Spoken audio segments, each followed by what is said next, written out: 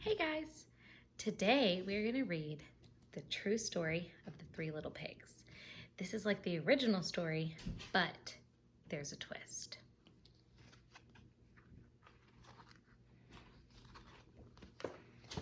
Everybody knows the story of the Three Little Pigs, or at least they think they do. But I'll let you in on a little secret. Nobody knows the real story, because nobody has ever heard my side of the story. I'm the wolf, Alexander T. Wolf. You can call me Al. I don't know how this whole big bad wolf thing got started, but it's all wrong. Maybe it's because of our diet. Hey, it's not my fault wolves eat cute little animals like bunnies and sheep and pigs. That's just the way we are. If cheeseburgers were cute, folks would probably think you were big and bad too.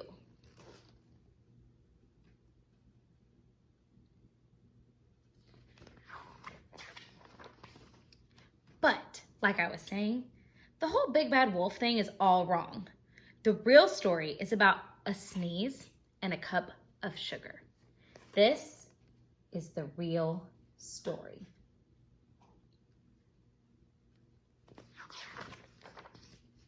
Way back in Once Upon a Time, I was making a birthday cake for my dear old granny.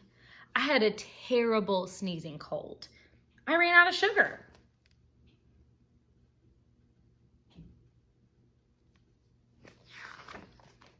So I walked down the street to ask my neighbor for a cup of sugar. Now, this neighbor was a pig, and he wasn't too bright either. He had built his whole house out of straw. Can you believe it?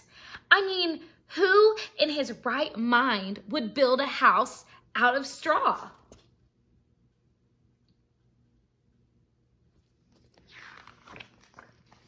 So, of course, the minute I knocked on the door, it fell right in.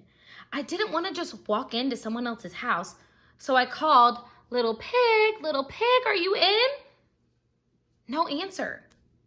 I was just about to go home without the cup of sugar for my dear old granny's birthday cake. That's when my nose started to itch. I felt a sneeze coming on. While I huffed and I snuffed and I sneezed a great sneeze.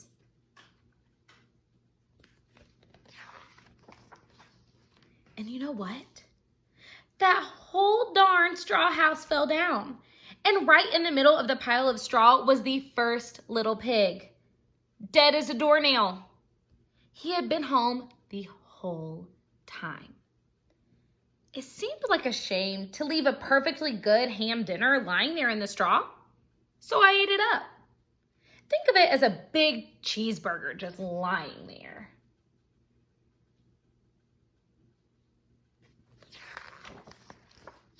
I was feeling a little better, but I still didn't have my cup of sugar. So I went to the neighbor's house. This neighbor was the first little pig's brother. He was a little smarter, but not much. He had built his house out of sticks. I rang the bell on the stick house. Nobody answered. I called, Mr. Pig, are you in? He yelled back, go away, wolf, you can't come in. I'm shaving the hairs on my chinny chin chin.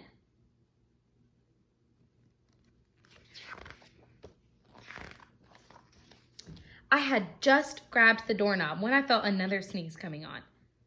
I huffed and I snuffed and I tried to cover my mouth, but I sneezed a great sneeze. And you're not gonna believe it, but this guy's house fell down just like his brother's. When the dust cleared, there was the second little pig, dead as a doornail, wolf's honor.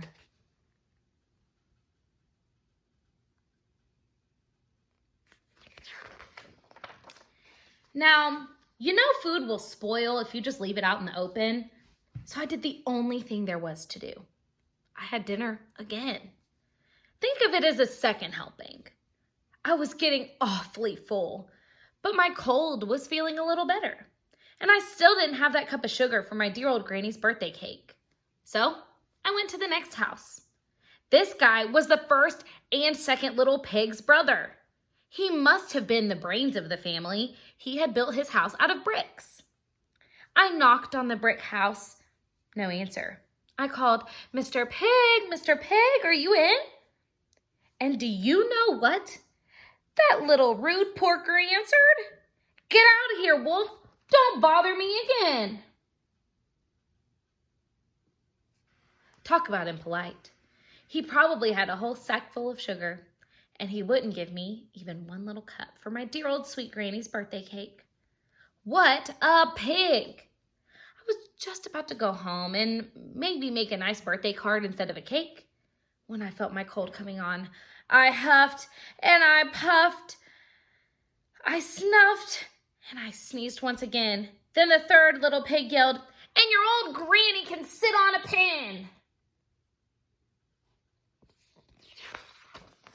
Now, I'm usually a pretty calm fellow, but when somebody talks about my granny like that, I go a little crazy. When the cops drove up, of course, I was trying to break down this pig's door. And the whole time I was huffing and puffing and sneezing and making a real scene.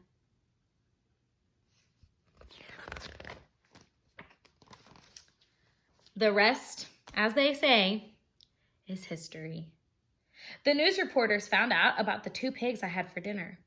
They figured a sick guy going to borrow a cup of sugar didn't sound very exciting. So they jazzed up the story with all of that huff and puff and blow your house down, and they made me the big bad wolf. That's it. The real story. I was framed.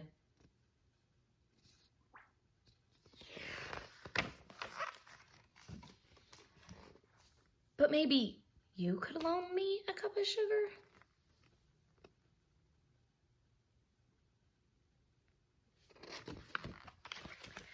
I hope you enjoyed our story today. Bye, guys.